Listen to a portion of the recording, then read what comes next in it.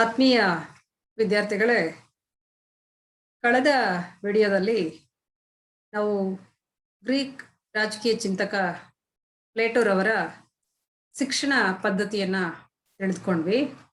ಅಲ್ಲಿ ಮುಖ್ಯವಾಗಿ ಪ್ರಾಥಮಿಕ ಮತ್ತು ಉನ್ನತ ಶಿಕ್ಷಣ, ಪ್ರಾಥಮಿಕ ಶಿಕ್ಷಣದಲ್ಲಿ 3 ಉಪ ಹಂತಗಳು ಮತ್ತು ಉನ್ನತ ಶಿಕ್ಷಣದಲ್ಲಿ 2 ಉಪ ಹಂತಗಳ ಜೊತೆಗೆ 36ರಿಂದ 50ನೇ ವರ್ಷದ ವಯಸ್ಸಿನವರೆಗೆ ತತ್ವಜ್ಞಾನಿ ರಾಜರಿಗೆ ಯಾವ ತರದ ತರಬೇತಿ ಮತ್ತು ಅನುಭವವನ್ನ ನೀಡಲಾಗುತ್ತದೆ ಎಂಬುದರ ಬಗ್ಗೆ ಪ್ಲೇಟೋ ಬಹಳ ವಿವರವಾಗಿ ತಿಳಿಸ್ಕೊಟ್ಟಿದ್ರು.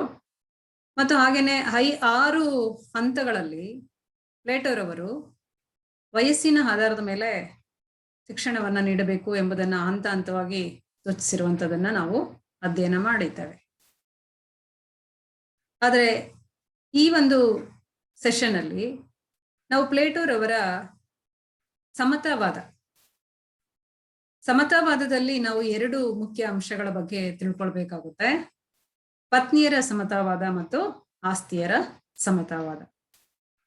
ಸೊ ಅವೆರಡನ್ನು ತಿಳ್ಕೊಳ್ಳುವ ಮೊದಲು ಯಾಕೆ ಪ್ಲೇಟೋರವರು ಈ ಒಂದು ವಿಚಾರವನ್ನ ಇಷ್ಟರ ಮಟ್ಟಿಗೆ ಒಂದು ವಿವರವಾಗಿ ವಿವರಿಸಿದ್ದಾರೆ, ಕಾರಣ ಏನು ಎಂಬ ಒಂದು ವಿಚಾರವನ್ನ ತಿಳ್ಕೊಳ್ಳೋಣ. ಸಾಮಾನ್ಯವಾಗಿ ಆದರ್ಶ ರಾಜ್ಯದ ಪರಿಪಾಲನೆಯ ಮೇಲ್ವಿಚಾರಣೆಯನ್ನ ಹೊತ್ತಿರುವಂತಹ ಆಡಳಿತ ವರ್ಗ ಮತ್ತು ರಾಷ್ಟ್ರದ ರಕ್ಷಕರಾದ ಸೇವಾ ವರ್ಗ ಶಿಸ್ತು ಮತ್ತು ಸಂಯಮದಿಂದ ವರ್ತಿಸಬೇಕಾಗುತ್ತೆ ಎಂಬುದೇ ಪ್ಲೇಟೋರವರ ಮುಖ್ಯ ಉದ್ದೇಶ ಆಗಿತ್ತು. ಅದಕ್ಕಾಗಿ ಪ್ಲೇಟೋ ಒಂದು ಹೊಸ ಬಗೆಯ ವ್ಯವಸ್ಥೆಯೊಂದನ್ನ ಸೈನಿಕರು ಮತ್ತು ತತ್ವಜ್ಞಾನಿ ಅರಸರಿಗೆ ಅನ್ವಯವಾಗುವಂತೆ ರೂಪಿಸಿದ್ದಾನೆ. ಇದೇ ಆಸ್ತಿಯ ಮತ್ತು ಪತ್ನಿಯರ ಸಮತಾವಾದ. ಅಂದ್ರೆ ಇದು ಒಂಥರ ಪ್ಲೇಟೋರವರ ಕಲ್ಪನೆಯಲ್ಲಿ ಎಷ್ಟು ಆದರ್ಶ ಅತ್ಯುತ್ತಮವಾಗಿತ್ತೋ, ಆದ್ರೆ ವಾಸ್ತವಿಕವಾಗಿ ಕಾರ್ಯರೂಪಕ್ಕೆ ತರುವುದಕ್ಕೆ ಅಷ್ಟೇ ಕಠಿಣಕರವಾದದ್ದು ಎಂಬುದು ಮುಂದೆ ಅವರ ವಿಚಾರಗಳನ್ನ ತಿಳಿತಾ ಹೋದಾಗ ನಮಗೆ ಕಂಡು ಬರುತ್ತೆ. ಆದ್ರೆ ಪ್ಲೇಟೋ ಒಂದು ಹೊಸ ಬಗೆಯ ವ್ಯವಸ್ಥೆಯೊಂದನ್ನ ಸೈನಿಕರು ಮತ್ತು ತತ್ವಜ್ಞಾನಿ ಅರಸರಿಗೆ ಅನ್ವಯವಾಗುವಂತೆ ರೂಪಿಸಿ ಅದನ್ನ ಪ್ರತಿಪಾದನೆ ಮಾಡಿರುವಂಥದ್ದೇ ಈ ಒಂದು ಪ್ಲೇಟೋರವರ ಸಮತಾವಾದದ ಸಿದ್ಧಾಂತದ ಒಂದು ಮುಖ್ಯ ತಿರುಳು ಎನ್ನಬಹುದು. ಇಲ್ಲಿ ಪ್ಲೇಟೋರವರು ಸಮತಾವಾದ ಸಿದ್ಧಾಂತವನ್ನ ಪ್ರಸ್ತುತಪಡಿಸೋದಕ್ಕೆ ಕಾರಣ ಏನು ಅಂತಂದ್ರೆ, ತತ್ವಜ್ಞಾನಿ ಅರಸರುಗಳು ತಮ್ಮ ಕರ್ತವ್ಯಗಳನ್ನ ನಿಸ್ವಾರ್ಥತೆಯಿಂದಲೂ ಹಾಗೂ ನಿಷ್ಠೆಯಿಂದಲೂ ನಿರ್ವಹಿಸಬೇಕಾದ್ರೆ ಅವರಿಗೆ ಸ್ವಂತ ಆಸ್ತಿಯನ್ನಾಗಲಿ ಮತ್ತು ಸ್ವಂತ ಕುಟುಂಬವನ್ನಾಗಲಿ ಹೊಂದಿರಬಾರದು ಎಂದು ಪ್ಲೇಟೋ ತಿಳಿಸಿದ್ದಾರೆ. ಯಾಕೆ ಸ್ವಂತ ಆಸ್ತಿ ಮತ್ತು ಕುಟುಂಬವನ್ನ ಹೊಂದಿರಬಾರದು ಎಂಬುದಾದ್ರೆ, ಇವರ ಒಂದು ಸಿದ್ಧಾಂತ ಬಹಳ ಕ್ರಾಂತಿಕಾರಿ ಸ್ವರೂಪದಾಗಿದೆ. ಅಂದ್ರೆ ಸುಮಾರು 5,000 ವರ್ಷಗಳಿಗೆ ಹಿಂದೆನೆ ಪ್ಲೇಟೋರವರಿಗೆ ಇಂತಹ ಒಂದು ಚಿಂತನೆ ಇತ್ತು ಎನ್ನುವುದಾದ್ರೆ ಬಹಳ ಆಶ್ಚರ್ಯಕರವಾದಂತಹ ಒಂದು ಸಂಗತಿ ಇದು. ಕಾರಣ ಏನಂತಂದ್ರೆ, ರಾಜ್ಯವನ್ನ ಆಳ್ತಕ್ಕಂತಹ ತತ್ವಜ್ಞಾನಿ ಅರಸರುಗಳಿಗೆ ಕುಟುಂಬವಾಗಲಿ ಆಸ್ತಿಯಾಗ್ಲಿ ಇದ್ದಿದೆ ಆದ್ರೆ ಮುಂದೆ ಏನೆಲ್ಲ ರಾಜ್ಯದ ಭವಿಷ್ಯ, ರಾಜ್ಯದ ಪ್ರಗತಿ ಇವೆಲ್ಲ ಒಂದು ಹಾಳಾಗುತ್ತೆ ಎಂಬ ಒಂದು ದೃಷ್ಟಿಕೋನದಿಂದ ಮುಂದಾಲೋಚನೆ ಮಾಡಿ ಪ್ಲೇಟೋರವರು ದೇಶವನ್ನು ಆಳುವ ಪೋಷಕ ವರ್ಗವು ಲೌಕಿಕ ಆಸೆ ಮತ್ತು ಚಿಂತನೆಗಳಿಂದ ಸದಾ ಮುಕ್ತವಾಗಿದ್ದು ಸಂಪೂರ್ಣವಾಗಿ ತಮ್ಮನ್ನ ಸಾರ್ವಜನಿಕ ಸೇವೆಯಲ್ಲಿ ತೊಡಗಿಸಿಕೊಳ್ಳಬೇಕು ಎಂಬುದೇ ಪ್ಲೇಟೋರವರ ಮುಖ್ಯ ಉದ್ದೇಶ ಆಗಿತ್ತು. ಹಾಗಾಗಿ ಪ್ಲೇಟೋರವರು ಈ ತತ್ವಜ್ಞಾನಿ ಮತ್ತು ರಕ್ಷಕ ವರ್ಗದವರು ಸ್ವಂತ ಕುಟುಂಬ ಮತ್ತು ಆಸ್ತಿಯನ್ನ ಹೊಂದಬಾರದು ಎಂಬ ಒಂದು ವಿಚಾರವನ್ನ ಈ ಒಂದು ಸಮತಾವಾದ ಸಿದ್ಧಾಂತದಲ್ಲಿ ಎತ್ತಿಡ್ತಿದ್ದಾರೆ. ಪ್ಲೇಟೋರವರು ಹೇಳೋ ಹಾಗೆ ಆಸ್ತಿ ಮತ್ತು ಕುಟುಂಬವು ತತ್ವಜ್ಞಾನಿ ಅರಸರಿಗೆ ಇದ್ರೆ ಅವರು ನಿಸ್ವಾರ್ಥಿ ಹಾಗೂ ಪ್ರಜೆಗಳ ಬಗ್ಗೆ ಕಾಳಜಿ ವಹಿಸದನೆ ತನ್ನವರ ಮತ್ತು ತನ್ನ ಅಭಿವೃದ್ಧಿಗೆ ಹೆಚ್ಚಿನ ಆದ್ಯತೆ ನೀಡುವ ಮೂಲಕ ಸ್ವಾರ್ಥಿಯಾಗುತ್ತಾರೆ. ಅಂದ್ರೆ ತತ್ವಜ್ಞಾನಿ ಅರಸನಾದಂಥವನು ಯಾವಾಗ ಸ್ವಂತ ಕುಟುಂಬ ಸ್ವಂತ ಆಸ್ತಿಯನ್ನ ಹೊಂದಿದೆ ಆದ್ರೆ ಅವನು ನಿಸ್ವಾರ್ಥ ಸೇವೆಯನ್ನ ಸಲ್ಲಿಸೋದಕ್ಕೆ ಬದಲಾಗಿ, ಪ್ರಜೆಗಳ ಬಗ್ಗೆ ಕಾಳಜಿಯನ್ನ ವಹಿಸುವುದಕ್ಕೆ ಬದಲಾಗಿ ತನ್ನವರು ಮತ್ತು ತನ್ನ ಅಭಿವೃದ್ಧಿಯ ಕಡೆಗೆ ಹೆಚ್ಚಿನ ಆದ್ಯತೆಯನ್ನ ಕೊಟ್ಟು ಸ್ವಾರ್ಥಿಯಾಗುವಂತ ಸಾಧ್ಯತೆಗಳಿರುತ್ತೆ. ಹಾಗಾಗಿ ಅವ್ರಿಗೆ ಸ್ವಂತ ಕುಟುಂಬ ಇರಬಾರ್ದು ಎಂಬ ಒಂದು ಉದ್ದೇಶ ಪ್ಲೇಟೋರವರದಾಗಿತ್ತು. ಹಾಗೆ ಪ್ಲೇಟೋರವರ ಪ್ರಕಾರ ತತ್ವಜ್ಞಾನಿ ರಾಜನಿಗೆ ತನ್ನದೇ ಆದ ಕುಟುಂಬ ಮತ್ತು ಆಸ್ತಿ ಇದ್ದರೆ ಶತ್ರುಗಳ ಬಗ್ಗೆ ಗಮನ ಹರಿಸದೆ ರಾಜ್ಯವನ್ನು ಆಂತರಿಕವಾಗಿ ಮತ್ತು ಬಾಹ್ಯವಾಗಿ ಅಪಾಯಕ್ಕೀಡು ಮಾಡಿ ರಾಜ್ಯದ ಅವನತಿಗೆ ಕಾರಣವಾಗ್ತಾನೆ. ಅಂದ್ರೆ ಅವರು ಸ್ವಂತ ಕಾಳಜಿಗೆ ಹೆಚ್ಚಿನ ಆದ್ಯತೆಯನ್ನು ಕೊಟ್ಟು ರಾಷ್ಟ್ರ ಮತ್ತು ಒಂದು ರಾಷ್ಟ್ರದ ಹಿತವನ್ನ ಆಂತರಿಕವಾಗಿ ಮತ್ತು ಬಾಹ್ಯವಾಗಿ ರಕ್ಷಿಸಿದನೆ ಅವರು ರಾಜ್ಯವನ್ನ ಅಪಾಯಕ್ಕೆ ಈಡು ಮಾಡ್ತಾರೆ ಎಂಬ ಒಂದು ಕಾರಣವನ್ನ ಕೊಟ್ಟು, ಈ ಕಾರಣಕ್ಕೋಸ್ಕರ ತತ್ವಜ್ಞಾನಿ ಅರಸರಿಗೆ ಕುಟುಂಬ ಆಗ್ಲಿ ಆಸ್ತಿ ಆಗ್ಲಿ ಇರಕೂಡುದು ಎಂದಿದ್ದಾರೆ ಪ್ಲೇಟೋ. ಹಾಗೇನೆ ಪ್ಲೇಟೋ ಅವರ ಅಭಿಪ್ರಾಯದಲ್ಲಿ ರಾಜಕೀಯ ಮತ್ತು ಆರ್ಥಿಕ ಶಕ್ತಿ ಒಂದೇ ಕಡೆ ಕೇಂದ್ರೀಕೃತವಾಗಿದ್ದರೆ ಭ್ರಷ್ಟಾಚಾರ ಹೆಚ್ಚಾಗುವ ಅವಕಾಶವಿದ್ದು ರಾಜ್ಯವು ಅವನತಿಯತ್ತ ಸಾಗುತ್ತದೆ. ಆದ್ರಿಂದ ಪ್ಲೇಟೋರವರು ಹೇಳೋ ಪ್ರಕಾರ ರಾಜಕೀಯ ಶಕ್ತಿ ಮತ್ತು ಆರ್ಥಿಕ ಶಕ್ತಿ ಒಬ್ಬರ ಕೈಯಲ್ಲಿ ಇರಬಾರದು. ಅಂದ್ರೆ ಎರಡೂ ಇದ್ರೆ ಅದೆರಡನ್ನು ಬಳಸ್ಕೊಂಡು ಅವರು ಸ್ವಾರ್ಥಿಗಳಾಗಿ ಭ್ರಷ್ಟಾಚಾರ ಹೆಚ್ಚಾಗಿ ರಾಜ್ಯ ಅವನತಿಯನ್ನ ಹೊಂದಬೇಕಾದ ಅಂದ್ರೆ ಅಭಿವೃದ್ಧಿ ಅನ್ನೋದೇ ನಾಶ ಆಗ್ಬಿಡುತ್ತೆ. ಸ್ವಾರ್ಥಿಗಳಾಗಿ ತಮ್ಮ ಅಧಿಕಾರವನ್ನು ದುರುಪಯೋಗ ಪಡಿಸ್ಕೊಂಡು ಭ್ರಷ್ಟಾಚಾರಕ್ಕೆ ಒಳಪಟ್ಟು ಸ್ವಾರ್ಥ ಜೀವನವನ್ನ ನಡೆಸೋದಕ್ಕೆ ಮುಂದಾದಂತಹ ತತ್ವಜ್ಞಾನಿಗಳು ದೇಶದ ಹಿತವನ್ನ ಕಡೆಗಣಿಸ್ತಾರೆ. ಆಗ ಅವನತಿಯತ್ತ ರಾಜ್ಯ ಸಾಗ್ತಾ ಹೋಗುತ್ತೆ. ಆ ಕಾರಣಕ್ಕಾಗಿ ಇವರಿಗೆ ಸ್ವಂತ ಕುಟುಂಬವಾಗ್ಲಿ ಆಸ್ತಿ ಆಗ್ಲಿ ಇರಬಾರದು, ಮತ್ತೆ ರಾಜಕೀಯ ಮತ್ತು ಆರ್ಥಿಕ ಶಕ್ತಿ ಒಬ್ಬರ ಕೈಯಲ್ಲೇ ಕೇಂದ್ರೀಕೃತವಾಗಿರಬಾರದು ಎಂಬ ಒಂದು ಅಂಶವನ್ನು ಕೂಡ ಇದರಲ್ಲಿ ಹೇಳಿದ್ದಾರೆ. ಅಂದ್ರೆ ವಿಶೇಷವಾಗಿ ಪ್ಲೇಟೋರವರ ಪ್ರಕಾರ ಆರ್ಥಿಕ ಶಕ್ತಿ ಇರುವವರಿಗೆ ಆರ್ಥಿಕ ಉದ್ದೇಶಗಳಿರಬಾರ್ದು. ಕಾರಣ ಏನಂತಂದ್ರೆ ಆರ್ಥಿಕ ಶಕ್ತಿ ಇರುವವರಿಗೆ ಆರ್ಥಿಕ ಉದ್ದೇಶಗಳಿದ್ರೆ ಅದನ್ನ ದುರುಪಯೋಗ ಪಡಿಸ್ಕೊಳ್ಳುವಂತ ಸಾಧ್ಯತೆ ಹೆಚ್ಚಾಗಿ ಇರುತ್ತೆ ಎಂಬ ಒಂದು ಕಾರಣ. ಪ್ಲೇಟೋರವರಿಗೆ ಈ ಒಂದು ಸಮತಾವಾದದ ಬಗ್ಗೆ ಇದ್ದಂತಹ ಅಭಿಪ್ರಾಯವನ್ನ ಆಧರಿಸಿ ಜಾರ್ಜ್ ಸೈಬನ್ ಎಂಬ ಚಿಂತಕರು ಈ ರೀತಿ ಹೇಳ್ತಾರೆ. ಇವರ ಪ್ರಕಾರ ಸರ್ಕಾರದ ಮೇಲೆ ಆಸ್ತಿಯ ಪರಿಣಾಮವನ್ನು ಸಂಪೂರ್ಣವಾಗಿ ಮನಗಂಡಿದ್ದ ಪ್ಲೇಟೋ ಸೈನಿಕರು ಮತ್ತು ರಾಜರಿಗೆ ಸಂಬಂಧಪಟ್ಟ ಆಸ್ತಿಯನ್ನು ನಿರ್ಮೂಲನೆ ಮಾಡುವುದೇ ಸರಿ ಎಂದು ಬಲವಾಗಿ ನಂಬಿದ್ದರು. ಯಾಕಂದ್ರೆ ಸರ್ಕಾರದ ಮೇಲೆ ಆಸ್ತಿಯ ಪರಿಣಾಮವನ್ನ ಸಂಪೂರ್ಣವಾಗಿ ಮನಗಂಡಿದ್ರು. ಸರ್ಕಾರದಲ್ಲಿ ಅಧಿಕಾರದಲ್ಲಿರ್ತಕ್ಕಂತಹ ರಾಜಪಾಲಕರು, ತತ್ವಜ್ಞಾನಿ ಅರಸರುಗಳು, ಆಳುವ ವರ್ಗ ಅಥವಾ ಪೋಷಕ ವರ್ಗ ಅಂತೇಳಿ ಏನೆಲ್ಲ ವಿಭಿನ್ನ ಹೆಸರುಗಳಿಂದ ಪ್ಲೇಟೋರವರು ಗುರುತಿಸಿದ್ದಾರೆ ಅವರನ್ನ, ಅಂತ ವರ್ಗದವರಿಗೆ ಒಂದು ವೇಳೆ ಆಮೇಲೆ ಸೈನಿಕರಿಗೆ ಆಸ್ತಿಯೇ ಇದ್ದಿದ್ದೆ ಆದ್ರೆ ಅವರದನ್ನ ತನ್ನ ಸ್ವಾರ್ಥಕ್ಕೆ ಬಳಸ್ಕೊಂಡು ಪ್ರಜೆಗಳ ಹಿತವನ್ನ ನಿರ್ಲಕ್ಷಿಸ್ತಾ ಹೋಗ್ತಾರೆ. ಹಾಗಾಗಿ ಆಸ್ತಿಯನ್ನ ನಿರ್ಮೂಲನೆ ಮಾಡುವುದೇ ಸರಿ ಎಂದು ಪ್ಲೇಟೋರವರು ಅದನ್ನ ಬಲವಾಗಿ ಬಹಳ ಹಿಂದನೆ ನಂಬಿದ್ರು. ಇನ್ನು ನಾನೀಗಾಗ್ಲೂ ಹೇಳಿದ ಹಾಗೆ ಪ್ಲೇಟೋರವರ ಸಮತಾವಾದವನ್ನು ಎರಡು ಅಂಶಗಳಿಗೆ ಹೆಚ್ಚಿನ ಆದ್ಯತೆ ಕೊಟ್ಟು ವಿವರಿಸಿರುವಂತದನ್ನ ಗಮನಿಸ್ಬೋದು. ಅದರಲ್ಲಿ ಮೊದಲಿಗೆ ಆಸ್ತಿಯ ಸಮತಾವಾದ. ಅಂದ್ರೆ ಆಸ್ತಿಯ ಸಮತಾವಾದದ ಬಗ್ಗೆ ಪ್ಲೇಟೋರವರು ಏನೆಲ್ಲ ಅಂಶಗಳನ್ನ ವ್ಯಕ್ತಪಡಿಸಿದ್ದಾರೆ ಎಂಬುದನ್ನ ನಾವಿಲ್ಲಿ ಗಮನಿಸ್ಬೋದು. ಅವ್ರು ಹೇಳ್ತಾ ಹೋಗ್ತಾರೆ, ರಾಷ್ಟ್ರದ ಅಥವಾ ರಾಜ್ಯದ ಐಕ್ಯತೆ ಮತ್ತು ಅಖಂಡತೆಗೆ ಖಾಸಗಿ ಆಸ್ತಿಯು ಅಡ್ಡಗಲ್ಲೆಂದು ನಂಬಿದ್ದ ಪ್ಲೇಟೋ ಆ ತೊಡಕನ್ನ ನಿವಾರಿಸಲು ಆಸ್ತಿಯ ಸಮತಾವಾದವನ್ನ ಪ್ರತಿಪಾದಿಸಿದರು. ಆಸ್ತಿ ಇದ್ರೇನೆ ದೇಶದ ಐಕ್ಯತೆ ಮತ್ತು ಅಖಂಡತೆಗೆ ತೊಡಕಾಗುತ್ತೆ, ಅಡ್ಡಿ ಬರುತ್ತೆ ಅದು. ಏಕೆಂದ್ರೆ ಈಗೆಲ್ಲ ನಾವು ಇತ್ತೀಚಿನ ರಾಜಕೀಯ ಒಂದು ವಿಚಾರಗಳನ್ನ ನೋಡಿದ್ರೆ, ರಾಜಕಾರಣವನ್ನ ನೋಡಿದ್ರೆ, ರಾಜಕೀಯ ಅಧಿಕಾರದಲ್ಲಿರ್ತಕ್ಕಂಥ ವ್ಯಕ್ತಿಗಳನ್ನ ನಾವು ಗಮನಿಸಿದ್ರೆ ನೋಡ್ತಾ ಇದ್ದೇವೆ ಎಷ್ಟು ಮಟ್ಟಿಗೆ ಭ್ರಷ್ಟಾಚಾರಿಗಳಾಗಿ ಅಧಿಕಾರ ದುರುಪಯೋಗ ಪಡಿಸ್ಕೊಂಡು ಇವತ್ತು ಲೋಕಾಯುಕ್ತರು ದಾಳಿ ಅದು ಇದೆಲ್ಲ ನಾವು ಗಮನಿಸ್ತಾ ಇದ್ದೇವೆ ಎನ್ಬೋದು. ಹಾಗಾಗಿ ಪ್ಲೇಟೋ ಬಹಳ ಹಿಂದೆನೆ ಇದನ್ನ ಪ್ರತಿಪಾದಿಸಿದ್ರು.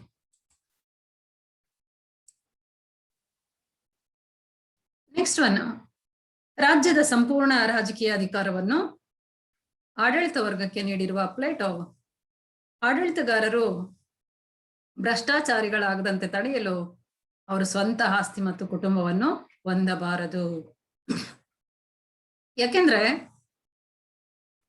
ಆಸ್ತಿಯ ಸಂಪಾದನೆಯ ಪ್ರವೃತ್ತಿನೇ ಅವರಲ್ಲಿ ಇರಬಾರದು ಎಂಬುದೇ ಪ್ಲೇಟೋರವರ ಒಂದು ಧೋರಣೆಯಾಗಿತ್ತು. ಹಾಗಾಗಿ ಮುಂದುವರೆದು ಏನೆಲ್ಲ ಹೇಳ್ತಾರೆ ನೋಡಿ. ಸೈನಿಕರಿಗಾಗಿ ನಿರ್ಮಿಸಿರುವಂತಹ ಶಿಬಿರಗಳಲ್ಲಿ ಅಥವಾ ಸಾಲು ಮರಗಳಲ್ಲಿ ಇವರು ವಾಸ ಮಾಡ್ಬೇಕು. ಯಾರು? ತತ್ವಜ್ಞಾನಿ ರಾಜರುಗಳಾದಂಥವ್ರು. ಅವರು ಬೆಳ್ಳಿ, ಬಂಗಾರ ಇತ್ಯಾದಿ ಒಡವೆಗಳನ್ನು ಧರಿಸಬಾರದು. ಇವರು ದಿನನಿತ್ಯದ ಜೀವನಕ್ಕೆ ಬೇಕಾದಂತಹ ಸಾಮಗ್ರಿಗಳನ್ನು ಪ್ರಜೆಗಳು ಇವರಿಗೆ ಒದಗಿಸ್ತಾರೆ.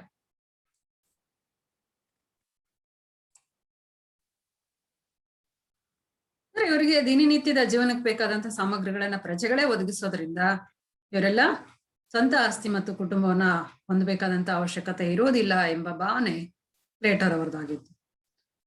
ಹಾಗೆಯೇ ಸಾಮೂಹಿಕ ಭೋಜನ ವ್ಯವಸ್ಥೆಯಲ್ಲಿ ಇವರೆಲ್ಲ ಊಟ ಮಾಡಬೇಕು ಎಂಬ ಒಂದು ಸಲಹೆಯನ್ನ ಮತ್ತೆ ವಿಚಾರವನ್ನು ಕೂಡ ಸೂಚಿಸಿದ್ದಾರೆ.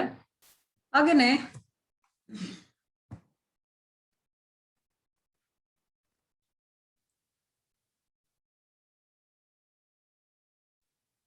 ಅವರಿಗೆ ದಿನನಿತ್ಯದ ಜೀವನಕ್ಕೆ ಬೇಕಾದಂತಹ ಅಗತ್ಯವಾದ ಸಾಮಗ್ರಿಗಳನ್ನ ಪ್ರಜೆಗಳೇ ಒದಗಿಸುವವರು ಎಂದು ಹೇಳಿರುವಂತಹ ಪ್ಲೇಟೋ ತತ್ವಜ್ಞಾನಿ ಅರಸರುಗಳು ಆದಂತವರು ಸಾಮೂಹಿಕ ಭೋಜನ ವ್ಯವಸ್ಥೆಯಲ್ಲಿ ಊಟವನ್ನ ಮಾಡಬೇಕು ಅಂತೇಳಿ ಹೇಳಿದ್ದಾರೆ. ಅಂದ್ರೆ ಇದೆಲ್ಲ ಇವತ್ತಿನ ಆಧುನಿಕ ಜಗತ್ತಿನ ರಾಜಕಾರಣಿಗಳನ್ನ ನಾವು ನೋಡಿದಾಗ ಸಾಧ್ಯ ಆಗುತ್ತಾ ಎಂಬುದನ್ನ ನಾವಿಲ್ಲಿ ಗಮನಿಸಿ ನೋಡ್ಬೇಕಾಗುತ್ತೆ. ಹಾಗಾಗಿ ಪ್ಲೇಟರ್ ಅವರು ಹೇಳುವ ಪ್ರಕಾರ ಇವ್ರಿಗೆ ಬೇಕಾದಂತಹ ಅಗತ್ಯ ಸಾಮಗ್ರಿಗಳನ್ನ ಪ್ರಜೆಗಳೇ ಒದಗಿಸ್ತಾ ಇದ್ದಿದ್ರಿಂದ ಇವರು ಅವುಗಳನ್ನು ಉಪಯೋಗ ಮಾಡಿಕೊಂಡು ಜೀವಿಸ್ಬೇಕಾಗಿತ್ತು ಅಂತ ಹೇಳೋದ್ರ ಜೊತೆಗೆ ಸಾಮೂಹಿಕ ಭೋಜನ ವ್ಯವಸ್ಥೆಯಲ್ಲಿ ಇವರು ಊಟ ಮಾಡಬೇಕು ಎಂಬ ಒಂದು ವಿಚಾರವನ್ನು ಕೂಡ ಪ್ಲೇಟೋರ್ ಅವರು ಹೇಳಿದ್ರು. ಆಮೇಲೆ ಸ್ವಂತ ಆಸ್ತಿಯಿಂದ ಇವರಿಗೆ ದುರಾಸೆ, ಮೋಸ, ಸ್ವಾರ್ಥ ಮೊದಲಾದ ದುರ್ಗುಣಗಳು ಹುಟ್ಕೊಳ್ತವೆ. ಇಂತಹ ದುರ್ಗುಣಗಳಿಂದ ರಾಷ್ಟ್ರ ರಕ್ಷಕರು ಸದಾ ದೂರ ಇರಬೇಕು ಎಂಬ ಅಭಿಪ್ರಾಯವು ಕೂಡ ಇವರ ಒಂದು ವಿಚಾರದಲ್ಲಿ ನಾವು ಕಾಣ್ಬೋದು. ಜೊತೆಗೆ ತನ್ನ ಪತ್ನಿ ಮಕ್ಕಳಿಗೆಂದು ಧನ ಸಂಗ್ರಹಿಸುವ ಅವಶ್ಯಕತೆ ಆಗ್ಲಿ, ದುಂದು ವೆಚ್ಚ ಮಾಡಬೇಕೆಂಬ ಆಕಾಂಕ್ಷೆ ಆಗ್ಲಿ ಇವರಿಗೆ ಇರುವುದಿಲ್ಲ. ಯಾಕಂದ್ರೆ ಕುಟುಂಬ ಮತ್ತು ಆಸ್ತಿ ಇಲ್ಲದೆ ಇರೋದ್ರಿಂದ, ವಿಶೇಷವಾಗಿ ಕುಟುಂಬನೇ ಇಲ್ಲದೆ ಇದ್ಮೇಲೆ ಅವ್ರಿಗೆ ಮಕ್ಕಳಿಗೋಸ್ಕರ ಅಥವಾ ತನ್ನ ಹೆಂಡತಿಗೋಸ್ಕರ ದುಡ್ಡನ್ನ ಕೂಡಿ ಇಡಬೇಕು ಎಂಬ ಅವಶ್ಯಕತೆ ಆಗ್ಲಿ ಅಥವಾ ಅವ್ರಿಗೋಸ್ಕರ ಹೆಚ್ಚೆಚ್ಚು ದುಂದು ವೆಚ್ಚ ಮಾಡ್ಬೇಕೆಂಬ ಆಕಾಂಕ್ಷೆ ಆಗ್ಲಿ ಇವರಿಗೆ ಇರಲಾರದು ಎಂದು ಹೇಳಿದ್ದಾರೆ. ಅನಂತರ ಇವರು ತುಂಬಾ ಸರಳ ಜೀವನವನ್ನ ನಡೆಸಬೇಕು. ತುಂಬಾ ಸರಳ ಜೀವನವನ್ನ, ಇವ್ರ ಗುರಿನೇ ಸರಳ ಜೀವನವನ್ನ ನಡೆಸುವಂಥದ್ದು. ಇವರ ಚಿಂತನೆ ರಾಜ್ಯದ ಹಿತಾಸಕ್ತಿಯ ಕಾರ್ಯನಿರ್ವಹಣೆ ಬಗ್ಗೆ ಇರಬೇಕು. ಇದರಿಂದಾಗಿ ಅವರು ಬದುಕಿರುವಾಗ ಪ್ರಜೆಗಳೆಲ್ಲರೂ ಅವರನ್ನ ಗೌರವಿಸ್ತಾರೆ ಮತ್ತು ಅವರು ಸತ್ ಮೇಲೆ ಅವರಿಗೆ ರಾಜಮರ್ಯಾದೆಯಿಂದ ಅಂತ್ಯಕ್ರಿಯೆಯನ್ನು ಮಾಡ್ತಾರೆ. ಆ ಕಾರಣಕ್ಕೋಸ್ಕರ ರಾಜ್ಯಪಾಲ ಅಥವಾ ರಾಜ್ಯಪಾಲಕರಾದಂಥವರು ವಿಶೇಷವಾಗಿ ರಾಜ್ಯದ ಹಿತಾಸಕ್ತಿಯ ಬಗ್ಗೆ ಚಿಂತಿಸೋದ್ರ ಜೊತೆಗೆ ಕೆಲಸನೂ ಮಾಡ್ಬೇಕು. ಹಾಗಾಗಿ ಅವರ ಒಂದು ಕೆಲಸವನ್ನ ನೋಡಿ ಪ್ರಜೆಗಳಾದಂಥವರು ಗಮನಿಸಿ ಅವರಿಗೆ ಮರ್ಯಾದೆಯನ್ನ ಕೊಡೋದ್ರ ಜೊತೆಗೆ ಮುಂದೆಯೂ ಕೂಡ ಅವ್ರ ಸತ್ ಮೇಲೂ ಕೂಡ ಬಹಳ ಉನ್ನತವಾದಂಥ ಮಟ್ಟದಲ್ಲಿ ಅವರಿಗೆ ಗೌರವ ಎಂಬುದು ಇರುತ್ತೆ ಅಂತೇಳಿ ಹೇಳಿದ್ದಾರೆ. ಆದ್ರಿಂದ ಅವ್ರಿಗೆ ಯಾವುದೇ ರೀತಿಲಿ ಕಷ್ಟಗಳನ್ನ ನೀಡದೆ ಪ್ರಜೆಗಳ ಸುಖವೇ ತಮ್ಮ ಸುಖವೆಂದು ಅವರು ಭಾವಿಸ್ಬೇಕು, ಆ ರೀತಿಲಿ ಅವರು ಜೀವಿಸ್ಬೇಕು ಅಂತೇಳಿ ಪ್ಲೇಟೋರ್ ಅವರು ಅದನ್ನ ಸ್ಪಷ್ಟ ಮಾಡಿದ್ದಾರೆ. ಎರಡನೇ ಅಂದ್ರೆ ನಾವೀಗ ಮೊದಲನೇ ಆಸ್ತಿಯ ಒಂದು ಸಮತಾವಾದದಲ್ಲಿ ಪ್ಲೇಟೋರ್ ಅವರು ಹೇಳಿರುವಂತಹ ಒಂದು ವಿಚಾರಗಳನ್ನ ಗಮನಿಸಿದಾಗ ಮುಖ್ಯವಾಗಿ ಅಲ್ಲಿ ಇವರಿಗೆ ಸ್ವಂತ ಕುಟುಂಬ ಆಸ್ತಿ ಇರಬಾರದು ಅನ್ನೋದ್ರ ಜೊತೆಗೆ ಇವರು ಸದಾ ಸಮಾಜಮುಖಿ ಕಾರ್ಯಗಳನ್ನ ನಿರ್ವಹಿಸ್ಬೇಕು, ಜನರ ಹಿತಕ್ಕೋಸ್ಕರ ಇವರು ಕಾರ್ಯನಿರ್ವಹಿಸ್ಬೇಕು. ಇವರು ಶಿಬಿರಗಳು, ಸೈನಿಕರಿಗೋಸ್ಕರ ನಿರ್ಮಿಸಿರ್ತಕ್ಕಂತಹ ಶಿಬಿರಗಳು ಅಥವಾ ಸಾಲು ಮನೆಗಳಲ್ಲಿ ಇವರು ವಾಸ ಮಾಡ್ಬೇಕು. ಮತ್ತೆ ಸಾಮೂಹಿಕ ಭೋಜನ ಕೂಟದಲ್ಲಿ ಇವರು ಊಟಗಳನ್ನ ಮಾಡ್ಬೇಕು. ಯಾವುದೇ ಐಶ್ವರ್ಯ ಆಡಂಬರದ ಜೀವನ ಇವರಿಗಿರಬಾರ್ದು, ಸರಳ ಜೀವನವೇ ಇವರ ಮೂಲ ಗುರಿಯಾಗಿರಬೇಕು ಎಂಬಿತ್ಯಾದಿ ವಿಚಾರಗಳನ್ನ ಅವರ ಆಸ್ತಿಯ ಸಮತಾವಾದದಲ್ಲಿ ಪ್ಲೇಟೋರ್ ಅವರು ನಮ್ಗೆ ಮನವರಿಕೆ ಮಾಡಿಕೊಟ್ಟಿದ್ದಾರೆ. ಅದೇ ಒಂದು ಸಮತಾವಾದದಲ್ಲಿ ಆಸ್ತಿಯ ಸಮತಾವಾದ ಆದ ನಂತರದ ವಿಚಾರವೇ ಪತ್ನಿಯರ ಸಮತಾವಾದ. ಇಲ್ಲಿ ಇನ್ನೂ ಆದರ್ಶಮಯವಾದಂತಹ ಒಂದು ಕಾಲ್ಪನಿಕ ವಿಚಾರಗಳನ್ನ ಹೇಳ್ತಾ ಹೋಗ್ತಾರೆ ಪ್ಲೇಟೋರವರು. ಇದು ನಿಜವಾಗ್ಲೂ ಸಾಧ್ಯವಾ? ಒಂದು ಆದರ್ಶ ರಾಜ್ಯದ ಕಲ್ಪನೆಯಲ್ಲಿ ಈ ಮಟ್ಟದ ಒಂದು ಪತ್ನಿಯರ ಸಮತಾವಾದದ ಬಗ್ಗೆ ಪ್ಲೇಟೋರವರು ಹೇಳಿರುವಂತದ್ದನ್ನು ನಾವು ವಾಸ್ತವಿಕ ಪ್ರಪಂಚದಲ್ಲಿ ಕಾರ್ಯರೂಪಕ್ಕೆ ತರುವುದಕ್ಕೆ ಸಾಧ್ಯವಾ? ಇಷ್ಟೆಲ್ಲ ಒಂದು ವಿಭಿನ್ನವಾದಂತಹ ನಿಯಮಗಳನ್ನ ಅನುಸರಿಸೋದು ಸಾಧ್ಯನಾ ಅನ್ನೋದನ್ನ ನಾವು ನಿಜವಾಗ್ಲೂ ನಂಬಲು ಸಾಧ್ಯ ಆಗುದಿಲ್ಲ. ಅಷ್ಟರ ಮಟ್ಟಿಗೆ ಅವರು ಆದರ್ಶಮಯವಾಗಿ ಈ ಪತ್ನಿಯರ ಸಮತಾವಾದ ಒಂದು ವಿಧಾನವನ್ನ ನಮ್ಮ ಮುಂದೆ ಇಡುವಂತ ಒಂದು ಸಾಧ್ಯತೆಗಳಿದೆ. ಇಲ್ಲಿ ನಾವು ಪ್ಲೇಟೋರವರು ತಿಳಿಸಿರುವಂತಹ ಪತ್ನಿಯರ ಸಮತಾವಾದ ಸಿದ್ಧಾಂತವು ಆಸ್ತಿಯ ಸಮತಾವಾದದ ವಿಸ್ತರಣೆ, ಅಂದ್ರೆ ಅದರ ಕಂಟಿನ್ಯೂಷನ್ ಪಾರ್ಟ್ ಅಂತ ಹೇಳಿನ ಹೇಳ್ಬೋದು. ಯಾಕಂದ್ರೆ ಅಲ್ಲಿ ಅವರ ಪತ್ನಿಯರ ಮತ್ತು ಆಸ್ತಿಯ ಸಮತಾವಾದ ಅಂತಲೇನೆ ನಾವು ಹೆಡ್ಡಿಂಗ್ ಅಲ್ಲಿ ತಿಳ್ಕೊಳ್ಳೋದು. ಅಲ್ಲಿ ಈಗಾಗಲೇ ಆಸ್ತಿಯ ಬಗ್ಗೆ ತಿಳ್ಕೊಂಡು ಈಗ ನಾವು ಪತ್ನಿಯರ ಸಮತಾವಾದದ ಬಗ್ಗೆ ತಿಳಿತಾ ಹೋಗ್ತೇವೆ. ಈ ಪ್ಲೇಟೋರವರು ಕುಟುಂಬದ ಕಲ್ಪನೆಯನ್ನೇ ಹಾಕದನೆ ಆಸ್ತಿ ಹಕ್ಕನ್ನ ತೆಗೆದು ಹಾಕುವುದು ವ್ಯರ್ಥವೆಂದು ಪ್ಲೇಟೋರವರು ತಿಳಿದಿದ್ರು. ಅಂದ್ರೆ ಒಂದು ಕುಟುಂಬ ಇದ್ರೆ ತಾನೆ ಆಮೇಲೆ ಕುಟುಂಬದಲ್ಲಿ ಪತ್ನಿ ಮಕ್ಕಳು ಇವೆಲ್ಲ ಬಂದು ಅವರಿಗೋಸ್ಕರ ಹಣ ಸಂಗ್ರಹಿಸುವಂಥದ್ದು, ಆಸ್ತಿಯನ್ನ ಗಳಿಸ್ಬೇಕಾಗತ್ತು ಎಂಬ ಒಂದು ಪರಿಕಲ್ಪನೆ ಬರುತ್ತೆ. ಹಾಗಾಗಿ ಮೊದಲು ಅವರಿಗೆ ಕುಟುಂಬನೇ ಇರಬಾರ್ದು ಎಂಬುದನ್ನ ತಿಳಿಸೋದ್ರ ಮೂಲಕ ನಂತರ ಅವರಿಗೆ ಆಸ್ತಿಯ ಹಕ್ಕನ್ನ ಹೊಂದುವಂತ ಒಂದು ಸಾಧ್ಯತೆಗಳಿರುವುದಿಲ್ಲ ಎಂಬುದನ್ನ ತಿಳಿಸ್ಕೊಟ್ಟಿದ್ದಾರೆ. ಅವ್ರು ಹೇಳೋ ಹಾಗೆ ಮನುಷ್ಯ ಯಾವಾಗ್ಲೂ ತನ್ನ ದೇಶದ ಉದಾತ್ತ ಹಿತಾಸಕ್ತಿಗಳಿಗಿಂತ ತನ್ನ ಕುಟುಂಬ ಮತ್ತು ಮಕ್ಕಳ ಹಿತಕ್ಕೆ ಹೆಚ್ಚಿನ ಪ್ರಾಶಸ್ತ್ಯ ನೀಡುತ್ತಾನೆಂಬುದು ಪ್ಲೇಟೋರವರ ವಾದ ಆಗಿತ್ತು. ಅದು ಸಹಜವಾಗಿ ಒಬ್ಬ ವ್ಯಕ್ತಿ ತನ್ನ ಕುಟುಂಬ ಅಂತೇಳಿ ಕಟ್ಕೊಂಡ್ಮೇಲೆ ತನ್ನ ಪತ್ನಿ ಮಕ್ಕಳುಗಳು ಇವ್ರ ಬಗ್ಗೆ ಹೆಚ್ಚಿನ ಕಾಳಜಿ ವಹಿಸಿ ಅವ್ರಿಗೋಸ್ಕರ ಹಣ ಆಸ್ತಿ ಎಲ್ಲವನ್ನೂ ಕೂಡ ಗಳಿಸಿ ಕೂಡಿಡ್ತಕ್ಕಂಥ ಸಾಧ್ಯತೆಗಳು ಇರ್ತಾವೆ. ಆದ್ರೆ ಅದನ್ನ ತಡೆಯುವ ಸಲುವಾಗಿ ಪ್ಲೇಟೋರವರು ಪತ್ನಿಯರ ಸಮತಾವಾದಕ್ಕೆ ವಿರೋಧವನ್ನ ಕೊಡುವುದ್ರ ಮೂಲಕ ಅದನ್ನ ತಡೆಗಟ್ಟುವ ನಿಟ್ಟಿನಲ್ಲಿ ಪ್ರಯತ್ನಗಳನ್ನ ಮಾಡಿದ್ದಾರೆ.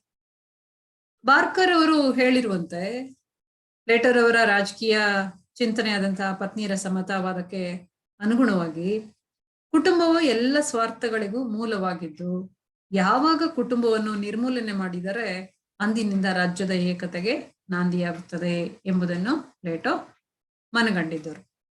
ಅಂದ್ರೆ ಕುಟುಂಬ ಇದ್ರೇನೆ ಇದೆಲ್ಲದಕ್ಕೂ ಮೂಲ ಕಾರಣ ಆಗುತ್ತೆ. ಕುಟುಂಬದಿಂದಲೇ ಎಲ್ಲ ಸ್ವಾರ್ಥಗಳು ಹುಟ್ಕೊಳ್ಳುವಂಥದ್ದು. ಯಾವಾಗ ಕುಟುಂಬ ಇಲ್ಲದಂತೆ ನಿರ್ಮೂಲನೆ ಮಾಡ್ಬಿಟ್ರೆ ಅಂದಿನಿಂದ ಕುಟುಂಬದ ಕಡೆ ರಾಜ್ಯಪಾಲಕರಾದಂಥವರು, ಆಳುವ ವರ್ಗ ಅನ್ಸ್ಕೊಳ್ಳುವಂಥದ್ದು, ಸೈನಿಕ ವರ್ಗ ಇತ್ಯಾದಿ ವರ್ಗಗಳು ರಾಜ್ಯದ ಏಕತೆಗೋಸ್ಕರ ಎಲ್ಲ ರೀತಿಯಲ್ಲೂ ಕಷ್ಟಪಟ್ಟು ಗಮನವನ್ನು ಹರಿಸಿ ಕೆಲಸವನ್ನ ಮಾಡ್ತಾರೆ ಎಂಬುದು ಪ್ಲೇಟೋರವರು ತಿಳಿದಿದ್ರು. ಹಾಗಾಗಿ ಆಳುವ ವರ್ಗದವರಿಗೆ ಕುಟುಂಬವಾಗಲಿ ಆಸ್ತಿ ಆಗಲಿ ಸ್ವಂತ ಕುಟುಂಬ ಆಸ್ತಿಯಾಗಲಿ ಇರಬಾರದು ಎಂಬುದನ್ನ ತಿಳಿಸ್ತಾ ಬಂದ್ರು. ನೋಡಿ, ಸೈನಿಕರು ಮತ್ತು ತತ್ವಜ್ಞಾನಿ ಪಾಲಕರಾಗುವ ಸ್ತ್ರೀ ಮತ್ತು ಪುರುಷರು ರಾಜ್ಯದ ಹಿತದೃಷ್ಟಿಯಿಂದ ಕಾರ್ಯನಿರ್ವಹಿಸಬೇಕಾದರೆ ಅವರಿಗೆ ಯಾವುದೇ ವಿಧವಾದ ಸ್ವಾರ್ಥಪರ ಆಸೆ ಆಕಾಂಕ್ಷೆಗಳು ಇರಬಾರದು. ಯಾಕೆಂದ್ರೆ ಅಲ್ಲಿ ಯಾರು ಸೈನಿಕ ಮತ್ತು ತತ್ವಜ್ಞಾನಿ ಪಾಲಕರಾಗಿ ಕೆಲಸ ಮಾಡ್ತಾರೋ ಅವ್ರಿಗೆ ಈ ತರ ಸ್ವಾರ್ಥಕ್ಕೆ ಕಾರಣ ಮಾಡ್ತಕ್ಕಂತಹ ಆಸೆ ಆಕಾಂಕ್ಷೆಗಳು ಇರಕೂಡದು ಅಂತ ಹೇಳಿದ್ದಾರೆ. ಅಂದ್ರೆ ಸಂಸಾರವನ್ನ ರದ್ದುಗೊಳಿಸ್ಬೇಕು. ಅವರು ಮದುವೆಯಾಗಿ ತಮ್ಮದೇ ಆದ ಕುಟುಂಬವನ್ನ ಹೊಂದುವಂತಿರ್ಲಿಲ್ಲ. ಆ ಒಂದು ಆದರ್ಶ ರಾಜ್ಯದ ಪರಿಕಲ್ಪನೆಯಲ್ಲಿ ಈ ಒಂದು ವಿಚಾರಕ್ಕೆ ಆದ್ಯತೆಯನ್ನ ಕೊಟ್ಟಿದ್ದಾರೆ ಪ್ಲೇಟೋರವರು. ಆದ್ರೆ ಸ್ತ್ರೀ ಪುರುಷರಿಬ್ಬರು ಮಾನವನ ದೈಹಿಕ ಆಕರ್ಷಣೆಗಳನ್ನ ಈಡೇರಿಸಿಕೊಳ್ಳಲು ಅವಕಾಶವಿದ್ದುದರಿಂದ ಇದನ್ನು ಪರೋಕ್ಷವಾಗಿ ಆದರೂ ನಿಯಂತ್ರಿಸಬೇಕೆಂಬುದು ಇವರ ಹಂಬಲವಾಗಿತ್ತು.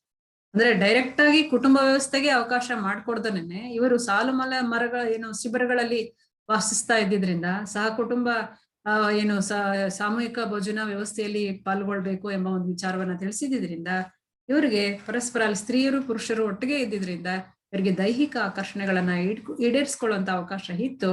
ಹಾಗಾಗಿ ಸ್ತ್ರೀ ಪುರುಷರಿಗೆ ಜನಿಸಿದ ಮಕ್ಕಳನ್ನ ಇವರಿಂದ ಬೇರೆ ಮಾಡಿ, ಅಂದ್ರೆ ಅಲ್ಲಿ ಸ್ತ್ರೀಯರು ಪುರುಷರು ಎಲ್ಲರೂ ಒಂದೇ ಕಡೆ ಮನೆಗಳಲ್ಲಿ ವಾಸಿಸ್ತಾ ಇದ್ದಿದ್ರಿಂದ ಅವ್ರಿಗೆ ಒಂದು ತಮ್ಮ ಲೈಂಗಿಕ ಒಂದು ಆಸೆಯನ್ನು ಪೂರೈಸ್ಕೊಳ್ಳೋದಕ್ಕೆ ಅವಕಾಶ ಇರ್ತಿತ್ತು. ಅಲ್ಲಿ ಯಾವುದೇ ನಿರ್ಬಂಧಗಳಿರ್ಲಿಲ್ಲ.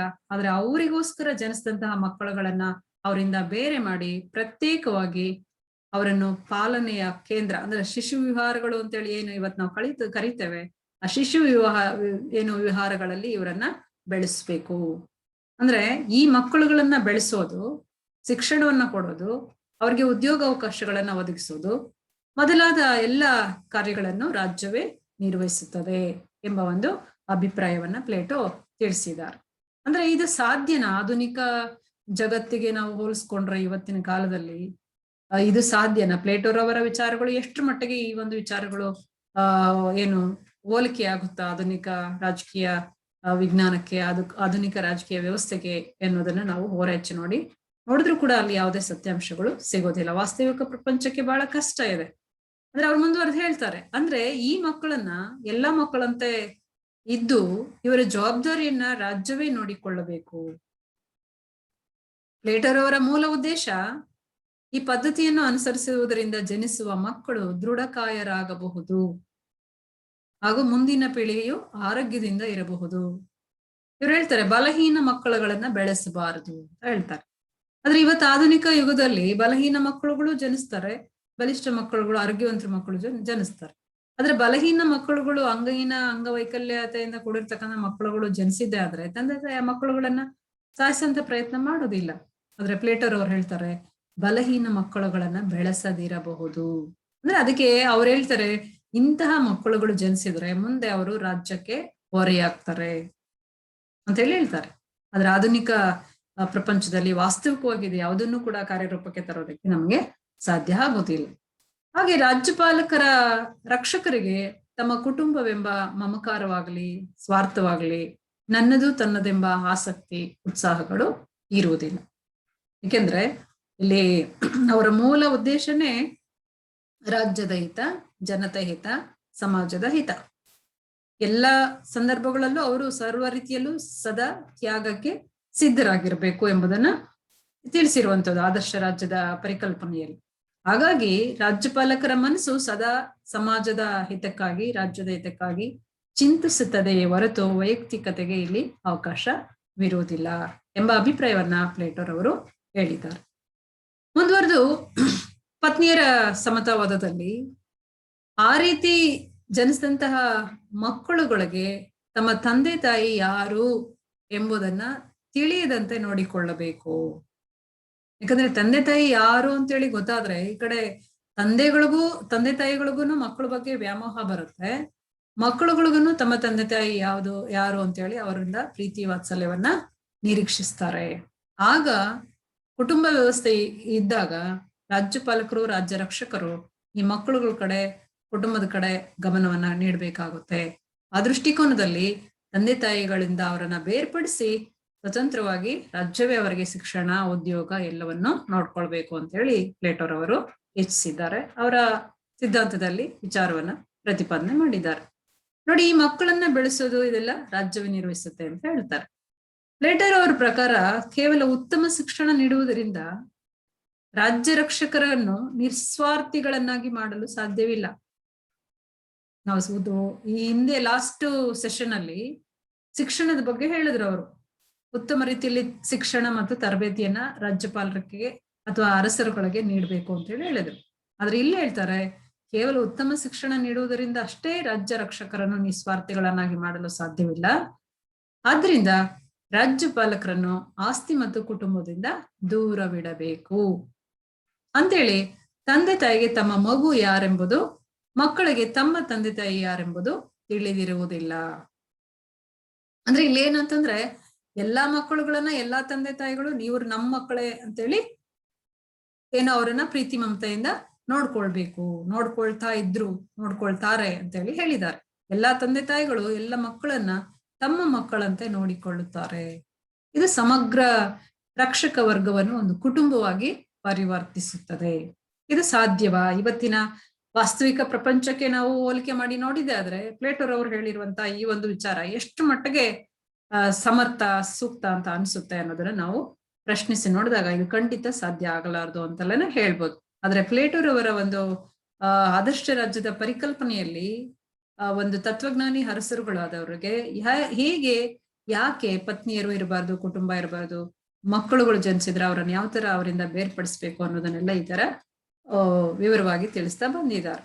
ಆದ್ರಿಂದ ಕುಟುಂಬದಿಂದ ಅವರನ್ನ ದೂರ ಇಡಬೇಕು, ಮಕ್ಕಳುಗಳಿಗೆ ತಂದೆ ತಾಯಿ ಯಾರು ಅಂತೇಳಿ ಗೊತ್ತಾಗ್ಬಾರ್ದು, ಸಂಸಾರದ ಹೊಣೆ ಇಲ್ಲದಿರುವುದರಿಂದ ಅವರು ರಾಷ್ಟ್ರದ ಹಿತಚಿಂತನೆಯ ಕಡೆಗೆ ಹೆಚ್ಚು ಗಮನ ವಹಿಸುತ್ತಾರೆ ಎಂಬುದು ಪ್ಲೇಟೋರವರ ಅಭಿಪ್ರಾಯ. ಹಾಗಾಗಿ ಸಂಸಾರ ಮತ್ತು ಆಸ್ತಿಯ ಬಗ್ಗೆ ಅವರಿಗೆ ಅವಕಾಶ ಮಾಡಿಕೊಡದೆ ಇದ್ರೇನೆ ಉತ್ತಮ ಎಂಬುದೇ ಪ್ಲೇಟೋರವರ ಆಶಯ ಆಗಿತ್ತು. ಮತ್ತೆ ನೋಡಿ, ಇಲ್ಲಿ ಪತ್ನಿಯರ ಸಮತಾವಾದದ ತತ್ವಗಳು ಏನೆಲ್ಲ ಅಂಶಗಳನ್ನ ನಾವು ಇದರಲ್ಲಿ ಎತ್ತಿಡಿಬಹುದು. ಸಾಂಸಾರಿಕ ಜೀವನವು ರಾಷ್ಟ್ರ ವಿಧೇಯತೆಗೆ ದೊಡ್ಡ ಶತ್ರುವಾಗಿದ್ದು, ಆಸ್ತಿ ಮತ್ತು ಪತ್ನಿಯರ ಸಮತಾವಾದವು ರಾಜವರ್ಗವನ್ನು ಆಡಳಿತಾತ್ಮಕ ಜವಾಬ್ದಾರಿಗಳಿಂದ ದೂರವಿಟ್ಟು ಸ್ವಾರ್ಥಿಗಳನ್ನಾಗಿಸುತ್ತದೆ.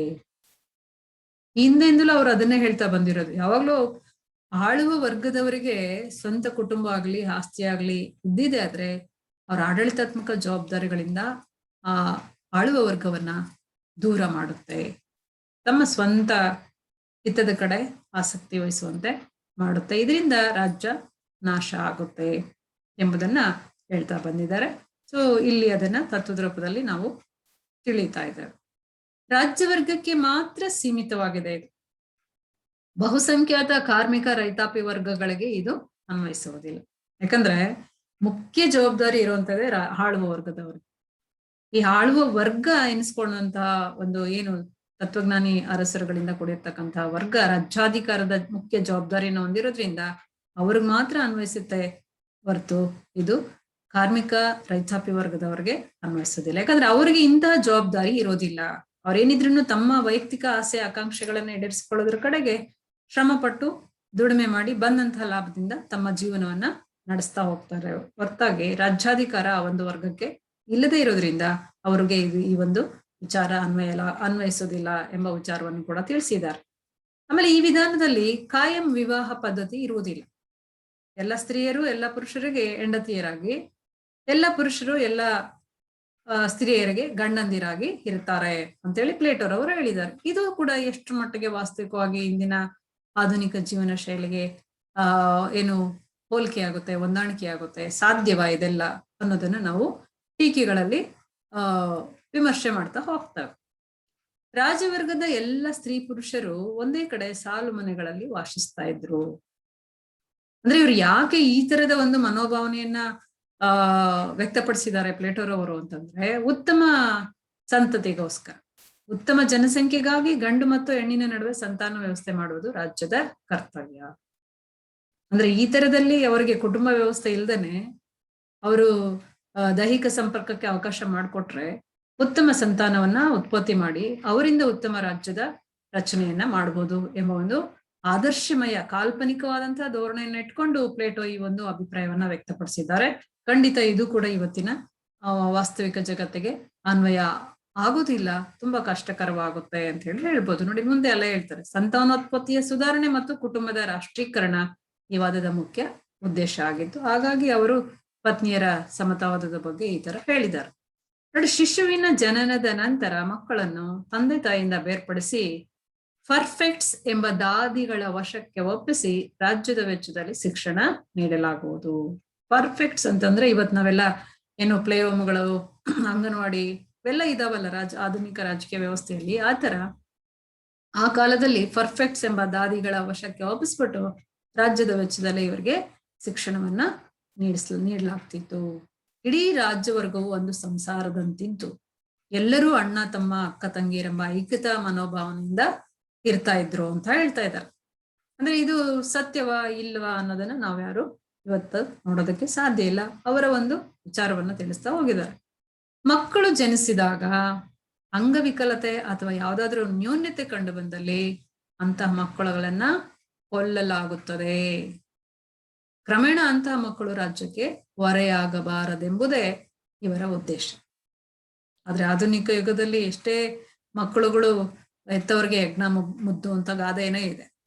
ಅಂಗವೈಕಲ್ಯತೆ ಇದ್ರೆ ಏನೇ ನ್ಯೂನ್ಯತೆಗಳಿದ್ದು ಮಕ್ಕಳುಗಳು ಜನಿಸಿದ್ರು ಕೂಡ ಅದನ್ನ ಬಹಳ ಸೂಕ್ಷ್ಮವಾಗಿ ಪ್ರೀತಿಯಿಂದ, ವಾತ್ಸಲ್ಯದಿಂದ, ಮಮಕಾರದಿಂದ ತಂದೆ ತಾಯಿಗಳು ಸಾಕ್ತಾ ಹೋಗ್ತಾರೆ ಹೊರತು ಯಾರು ಕೂಡ ಕೊಲ್ಲುವಂತ ಪ್ರಯತ್ನ ಮಾಡೋದಿಲ್ಲ. ಆದ್ರೆ ಪ್ಲೇಟರ್ ಅವರು ಸಮತಾವಾದದಲ್ಲಿ ಹೇಳೋರ ಪ್ರಕಾರ ಮಕ್ಕಳು ಜನಿಸಿದಾಗ ಒಂದ್ ವೇಳೆ ಅವ್ರಿಗೆ ಏನಾದ್ರು ಅಂಗವೈಕಲ್ಯತೆ ಏನಾದ್ರು ಉಂಟಾದ್ರೆ ಅವರನ್ನ ಅಂತ ಮಕ್ಕಳುಗಳನ್ನ ಕೊಲ್ಲಲಾಗ್ತಾ ಇತ್ತು ಅಂತ ಹೇಳಿದ್ದಾರೆ. ಇದು ಕೂಡ ಅವರ ಒಂದು ವಿಚಾರಣೆ ಅಂತ ಹೇಳ್ಬೋದು. ನೋಡಿ, ಪ್ಲೇಟೋವಿನ ಪತ್ನಿಯರ ಸಮತಾವಾದವು ಸ್ತ್ರೀ ವಿಮೋಚನೆ, ವಿವಾಹ ಪದ್ಧತಿಯಲ್ಲಿ ಸುಧಾರಣೆ ತರುವ ಉದ್ದೇಶ ಹೊಂದಿದೆ. ಅಂದ್ರೆ ಸ್ತ್ರೀಯರಿಗೆ ಒಂದು ಸಮಾಜದಲ್ಲಿ ಇದ್ದಂತಹ ತೊಡಕುಗಳಿಂದ ಹೊರಬಂದು ಅವ್ರಿಗೆ ಆವತ್ತಿನ ಕಾಲದಲ್ಲಿ ಒಂದು ಸ್ಥಿರವಾದ ವಿವಾಹ ಪದ್ಧತಿ ಇರ್ಲಿಲ್ಲ. ಹಾಗಾಗಿ ಒಂದು ಈ ತರದ ಒಂದು ವ್ಯವಸ್ಥೆಯನ್ನ ಮಾಡಲಾಗಿತ್ತು ಅಂತೇಳಿ ಪ್ಲೇಟರ್ ಅವರು ಪತ್ನಿಯರ ಸಮತಾವಾದದ ಉದ್ದೇಶವನ್ನ ಈ ರೀತಿಯಲ್ಲಿ ತಿಳಿಸ್ಕೊಟ್ಟಿದ್ದಾರೆ. ನೆಕ್ಸ್ಟ್ ಇನ್ನು ಪ್ಲೇಟೋರ್ ಅವರ ಸಮತಾವಾದದಲ್ಲಿ ಇಷ್ಟೆಲ್ಲ ಆಸ್ತಿ ಮತ್ತು ಪತ್ನಿಯರ ಒಂದು ವಿಚಾರದ ಬಗ್ಗೆ ವಿಷಯಗಳನ್ನ ತಿಳ್ಕೊಂಡ ನಂತರ ಅದರಲ್ಲಿ ಏನೆಲ್ಲ ಟೀಕೆಗಳನ್ನ ನಾವು ಕಂಡುಹಿಡಿಬಹುದು ಅಂತೇಳಿ ಹೇಳೋದಾದ್ರೆ, ಪ್ಲೇಟೋ ಪ್ರತಿಪಾದಿಸಿರುವ ಸಮತಾವಾದವು ಅನೇಕ ರೀತಿಯಲ್ಲಿ ಕಟು ಟೀಕೆಗೆ ಒಳಗಾಗಿದೆ. ಯಾಕೆಂದ್ರೆ ಇವರ ಉದ್ದೇಶನೇ ಹೆಚ್ಚು ಆದರ್ಶ ರಾಜ್ಯದ ನಿರ್ಮಾಣದ ಕಡೆಗೆ ಹೆಚ್ಚು ಗಮನವನ್ನು ಹರಿಸಿದಂತಹ ಪ್ಲೇಟೋ ವಾಸ್ತವಿಕವಾಗಿ ಎಷ್ಟು ಮಟ್ಟಿಗೆ ಇದನ್ನ ಜಾರಿಗೆ ತರಬಹುದು ಎಂಬುದರ ಬಗ್ಗೆ ಗಮನ ಹರಿಸಿದ ನಿರ್ಲಕ್ಷ್ಯ ಮಾಡಿದ್ದಾರೆ. ಅಂದ್ರೆ ಇದು ಸಾಧ್ಯನೇ ಇಲ್ಲ ಅಂತೆಲ್ಲ ಹೇಳ್ಬೋದು. ಕಾರಣ ಏನಂತಂದ್ರೆ ವಾಸ್ತವಿಕ ಜಗತ್ತಿನಲ್ಲಿ ಇವೆಲ್ಲವೂ ಕೂಡ ಸಾಧ್ಯವೇ. ಇವತ್ತು ಸೈನಿಕರಿಗೋಸ್ಕರ ಮಾಡಿರ್ತಕ್ಕಂತಹ ಶಿಬಿರಗಳಲ್ಲಿ ಸೈನಿಕರು ವಾಸಿಸಿ ರಾಷ್ಟ್ರ ರಕ್ಷಣೆಯ ಜವಾಬ್ದಾರಿಯ ಕಡೆಗೆ ಗಮನವನ್ನ ಹರಿಸ್ತಾರೆ. ಆದ್ರೆ ಇಲ್ಲಿ ರಾಜಕಾರಣಿಗಳನ್ನ ನಾವು ರಾಜ್ಯದ ಅಧಿಕಾರದ ಚುಕ್ಕಾಣಿಯನ್ನ ಹಿಡಿದಿರ್ತಕ್ಕಂಥ ರಾಜ್ಯಪಾಲಕರನ್ನ ನಾವು ನೋಡೋದಾದ್ರೆ ಇವರು ಇಂತಹ ಶಿಬಿರಗಳಲ್ಲಿ ವಾಸ ಮಾಡೋದಕ್ಕೆ ಸಾಧ್ಯ ಆಗುತ್ತಾ ಎಂಬ ಪ್ರಶ್ನೆ ನಮ್ಮ ಮುಂದೆ ಹುಟ್ಕೊಳ್ಳುತ್ತೆ. ಹಾಗಾಗಿ ಎಷ್ಟು ಮಟ್ಟಿಗೆ ಇದನ್ನ ವಾಸ್ತವಿಕವಾಗಿ ಜಾರಿಗೆ ತರಬಹುದು ಎಂಬುದನ್ನ ಪ್ಲೇಟೋ ಅವರು ನಿರ್ಲಕ್ಷಿಸಿದ್ದಾರೆ. ಹಾಗೆ ಪ್ಲೇಟೋ ಪ್ರತಿಪಾದಿಸಿರುವ ಈ ವಾದವು ಸಮಾನತೆಯ ತತ್ವಕ್ಕೆ ವಿರುದ್ಧವಾಗಿದೆ. ಅಂದ್ರೆ ಇವರು ಮುಖ್ಯವಾಗಿ 2 ನಿರ್ದಿಷ್ಟ ವರ್ಗಗಳನ್ನ ಮಾತ್ರ ಗಮನದಲ್ಲಿಟ್ಕೊಂಡು ಆ ಒಂದು ವರ್ಗಕ್ಕೆ ಮಾತ್ರ ಅನ್ವಯವಾಗೋ ರೀತಿಯಲ್ಲಿ ತನ್ನ ಸಿದ್ಧಾಂತವನ್ನ ಮಂಡನೆ ಮಾಡಿದ್ದಾರೆ. ಅದೇ ಕೇವಲ ರಾಜವರ್ಗ ಮತ್ತು ರಕ್ಷಕ ವರ್ಗಗಳಿಗೆ ಮಾತ್ರ ಅನ್ವಯಿಸುತ್ತೆ ಹೊರತು ಉತ್ಪಾದಕ ವರ್ಗಕ್ಕೆ ಈ ಒಂದು ಸಿದ್ಧಾಂತ ಅನ್ವಯವಾಗುವುದಿಲ್ಲ. ಯಾಕಂದ್ರೆ ಅವ್ರ ಬಗ್ಗೆ ಎಲ್ಲೂ ಅವರು ಹೇಳಲೇ ಇಲ್ಲ. ರಕ್ಷಕ ವರ್ಗ ಮತ್ತು ರಾಜ್ಯಪಾಲಕರು ಅಂತಲೇನೆ ಹೇಳಿದ್ದಾರೆ ಹೊರತು ಉತ್ಪಾದಕ ವರ್ಗದ ಹೆಸರನ್ನ ಎಲ್ಲೂ ಗಮನಕ್ಕೆ ತೆಗೆದುಕೊಳ್ಳಿಲ್ಲ. ಆಮೇಲೆ ಮಾನವನ ಸಹಜ ಸ್ವಭಾವಕ್ಕೆ ವ್ಯತಿರಿಕ್ತವಾಗಿದೆ. ಯಾಕಂದ್ರೆ ಇವೆಲ್ಲ ಪ್ಲೇಟೋರವರು ಹೇಳಿರುವಂತ ಸ್ತ್ರೀಯರು ಪುರುಷರು ಎಲ್ಲ ಒಂದೇ ಕಡೆ ಸಾಲು ಮನೆಗಳಲ್ಲಿ ವಾಸಿಸ್ತಾ ಇದ್ರು. ಅವ್ರಿಗೆ ದೈಹಿಕ ಆಸೆ ಆಕಾಂಕ್ಷೆಗಳನ್ನ ಈಡೇರಿಸ್ಕೊಳ್ಳೋದಕ್ಕೆ ಅವಕಾಶ ಇತ್ತು. ಅವರಿಗೆ ಹುಟ್ಟಿದಂತ ಮಕ್ಕಳುಗಳನ್ನ ಬೇರ್ಪಡಿಸಿ ಅವರನ್ನ ರಾಜ್ಯದ ಶಿಕ್ಷಣದ ಮೂಲಕ ಏನು ಶಿಕ್ಷಣ ಕೊಡಲಾಗಿತ್ತು. ಇದೆಲ್ಲ ವ್ಯತಿರಿಕ್ತವಾಗಿದೆ ಅಂತ ಹೇಳಿದ್ರು. ಅಂದ್ರೆ ನೈಸರ್ಗಿಕ ನಿಯಮ ಯಾವ ತರ ಇದೆಯೋ ಅವ್ರದೇ ಆದಂತ ಒಂದು ಕುಟುಂಬ ವ್ಯವಸ್ಥೆ. ಇವತ್ತು ನಾವು ಒಂದು ಇತಿಹಾಸವನ್ನ ನೋಡಿದಾಗ ಪಿತೃ ಪ್ರಧಾನ ವ್ಯವಸ್ಥೆ, ಮಾತೃ ಪ್ರಧಾನ ವ್ಯವಸ್ಥೆ ಅಂತೇಳಿ ಇತ್ತು. ಅಂದ್ರೆ ಒಂದು ಸಮಾಜ ಅಂತೇಳಿ ಸಮಾಜವೇ ಅಂದ್ರೆ ಒಂದು ಸಮಾಜದ ಮೂಲ ಘಟಕವಾಗಿ ಕೆಲವೊಂದು ಕಡೆ ಪಿತೃ ಪ್ರಧಾನ ವ್ಯವಸ್ಥೆ, ಕೆಲವು ಕಡೆ ಮಾತೃ ಪ್ರಧಾನ ವ್ಯವಸ್ಥೆ ಇತ್ತು. ಆದ್ರೆ ಈ ತರದ ಒಂದು ಸಾಲು ಮನೆಗಳಲ್ಲಿ ಶಿಬಿರಗಳಲ್ಲಿ ಗಂಡು ಮತ್ತು ಹೆಣ್ಣುಗಳು ವಾಸ ಮಾಡಿ ಅಲ್ಲಿಂದ ಅವರಿಗೆ ಜನಿಸಿದಂತಹ ಮಕ್ಕಳುಗಳನ್ನ ಈ ತರ ಉತ್ತಮ ಸಂತಾನೋತ್ಪತ್ತಿಯನ್ನ ಸುಧಾರಣೆ ಮಾಡೋದಕ್ಕೋಸ್ಕರ ಈ ತರ ಮಾಡ್ಲಾಯ್ತು ಅಂತೇಳಿ ಪ್ಲೇಟೋರ್ ಅವರ ವಿಚಾರ ಎಷ್ಟು ಮಟ್ಟಿಗೆ ಒಂದು ವಾಸ್ತವಿಕ ಪ್ರಪಂಚಕ್ಕೆ ವಿರುದ್ಧವಾದುದು ಎಂಬುದನ್ನ ನಾವು ಇಲ್ಲಿ ತಿಳಿಯಬಹುದು. ಆಮೇಲೆ ಆಸ್ತಿಯ ಸಮತಾವಾದ ವರ್ಗರಹಿತ ಸಮಾಜಕ್ಕೆ ಬದಲಾಗಿ ವರ್ಗ ಸಹಿತ ಸಮಾಜವನ್ನು ಸೃಷ್ಟಿಸುತ್ತದೆ. ಅಂದ್ರೆ ಇಲ್ಲಿ ಆಸ್ತಿ ಇರಬಾರದು ಎಂಬುದನ್ನ ಎತ್ತಿ ಹಿಡಿಯುವ ಮೂಲಕ ಅಲ್ಲಿ ವರ್ಗ ಸಹಿತ ಸಮಾಜದ ಒಂದು ಸೃಷ್ಟಿಗೆ ಇವರು ಹೆಚ್ಚು ಕಾರಣವನ್ನ ಮಾಡಿಕೊಟ್ಟಿದ್ದಾರೆ ಅಂತೇಳಿ ಹೇಳ್ಬೋದು. ಆಮೇಲೆ ಆಸ್ತಿ ರಹಿತ ವ್ಯವಸ್ಥೆಯು ಮಾನವನ ಕ್ರಿಯಾಶೀಲತೆಯನ್ನು ಮತ್ತು ಕಷ್ಟಪಟ್ಟು ದುಡಿಯುವ ಮನೋಭಾವನೆಯನ್ನು ಕುಂಠಿತಗೊಳಿಸುತ್ತದೆ. ಇವತ್ತು ಆಸ್ತಿ ಗಳಿಸ್ಬೇಕು ಎಂಬ ಕಾರಣಕ್ಕೋಸ್ಕರನೇ ಜನ ಹಗಲು ರಾತ್ರಿ ಕಷ್ಟಪಟ್ಟು ದುಡಿದು ಸಂಪಾದನೆ ಮಾಡಿದಂತ ಹಣವನ್ನ ಕೂಡಿಟ್ಟು ಆಸ್ತಿಯನ್ನ ಗಳಿಸ್ತಾ ಹೋಗ್ತಾರೆ. ಆದ್ರೆ ಆಸ್ತಿನೇ ಹೊಂದಬಾರ್ದು, ಕುಟುಂಬನೇ ಇರಬಾರ್ದು ಅಂದ್ರೆ ಅವ್ರಿಗೆ ಯಾವುದೇ ಆಸೆ ಆಕಾಂಕ್ಷೆಗಳು ಇರೋದೇ ಇಲ್ಲ. ಕುಟುಂಬ ಆಗ್ಲಿ ಆಸ್ತಿ ಆಗ್ಲಿ ಒಂದೊಂದು ಬೇಡ ಅಂತ ಅಂದಾಗ ಅವರ ಒಂದು ಮನೋಭಾವನೆ ಸಹಜವಾಗಿ ಕ್ಷೀಣಿಸ್ತಾ ಹೋಗುತ್ತೆ. ಯಾರಿಗೋಸ್ಕರ ನಾವು ದುಡಿಬೇಕು ಅಂತೇಳಿ ಆ ಒಂದು ತರ ಸೋಮಾರಿತನ ಅಥವಾ ಒಂದು ನಿರಾಸಕ್ತಿ ಬರುತ್ತೆ. ಹಾಗಾಗಿ ಕ್ರಿಯಾಶೀಲರಾಗಿ ಕಷ್ಟಪಟ್ಟು ದುಡಿಬೇಕು ಎಂಬ ಒಂದು ಮನೋಭಾವನೆ ಇದ್ರೆ ಸಮಾಜದಲ್ಲಿ ಕುಟುಂಬ ವ್ಯವಸ್ಥೆಗೂ ಅವಕಾಶ ಇರಬೇಕು, ಖಾಸಗಿ ಆಸ್ತಿನ ಅನ್ನುವಂಥದಕ್ಕೂ ಕೂಡ ಅವಕಾಶ ಇರ್ಬೇಕು. ಆಗ ಅದಕ್ಕೋಸ್ಕರ ವ್ಯಕ್ತಿ ಕ್ರಿಯಾಶೀಲವಾಗಿ ದುಡಿತಾ ಹೋಗ್ತಾನೆ. ಆದ್ರೆ ಇದು ಪ್ಲೇಟರ್ ಅವರು ಹೇಳಿರುವಂತ ಒಂದು ವಿಚಾರ, ಅದರಿಂದಲೂ ಕೂಡ ಏನು ಕುಂಠಿತಗೊಳಿಸ್ತಕ್ಕಂಥ ಸಾಧ್ಯತೆ ಇದೆ. ನೆಕ್ಸ್ಟ್, ತಂದೆ ತಾಯಿಯಿಂದ ಬೇರ್ಪಟ್ಟ ಮಕ್ಕಳುಗಳಿಗೆ ರಾಜ್ಯದ ಶಿಕ್ಷಣ ನೀಡಲಾಗ್ತದೆ ಹೊರತು ಅವರವರ ಅಭಿರುಚಿಗೆ ತಕ್ಕಂತೆ ಶಿಕ್ಷಣ ಪಡೆಯುವ ಸ್ವಾತಂತ್ರ್ಯ ಪ್ಲೇಟೋರವರು ತನ್ನ ಸಿದ್ಧಾಂತದ ಮೂಲಕ ಒದಗಿಸಿಕೊಟ್ಟಿಲ್ಲ. ಅಂದ್ರೆ ಅವರನ್ನ ಪರ್ಫೆಕ್ಟ್ಸ್ ಎಂಬ ದಾದಿಗಳ ಒಂದು ಆಶ್ರಯದಲ್ಲಿ ಪೋಷಣೆ ಮಾಡ್ಬೇಕಾಗುತ್ತೆ, ರಾಜ್ಯವೇ ಅವರ ಶಿಕ್ಷಣದ ಎಲ್ಲ ವೆಚ್ಚವನ್ನ ಭರಿಸ್ಬೇಕಾಗುತ್ತೆ ಅಂತೇಳಿ ತತ್ವಗಳಲ್ಲಿ ತಿಳಿಸಿದ್ದಾರೆ. ಹಾಗಾಗಿ ವ್ಯಕ್ತಿಗೆ ತಾನು ಯಾವ ವಿಧವಾದಂತಹ ಶಿಕ್ಷಣವನ್ನ ಆಯ್ಕೆ ಮಾಡಿಕೊಂಡು ತನ್ನ ವ್ಯಕ್ತಿತ್ವವನ್ನ ರೂಪಿಸ್ಕೊಳ್ಬೇಕು ಎಂಬುದರಲ್ಲಿ ಸ್ವಾತಂತ್ರ್ಯ ಬೇಕು. ಆಗ ಸ್ವತಂತ್ರವಾಗಿ ವ್ಯಕ್ತಿ ತನ್ನ ವ್ಯಕ್ತಿತ್ವನ ನಿರ್ಮಾಣ ಮಾಡಿಕೊಂಡು ಮುಂದುವರಿಯೋದಕ್ಕೆ ಸಾಧ್ಯತೆ ಇರುತ್ತೆ. ಆದ್ರೆ ಪ್ಲೇಟೋರವರ ಸಿದ್ಧಾಂತದಲ್ಲಿ ಅವರ ಅಭಿರುಚಿಗೆ ತಕ್ಕಂತೆ ಶಿಕ್ಷಣ ಪಡೆಯುವ ಸ್ವಾತಂತ್ರ್ಯವನ್ನ ನೀಡಿಲ್ಲ. ಇದು ಕೂಡ ಟೀಕೆಗೆ ಗುರಿಯಾಗಿದೆ ಎನ್ನಬಹುದು.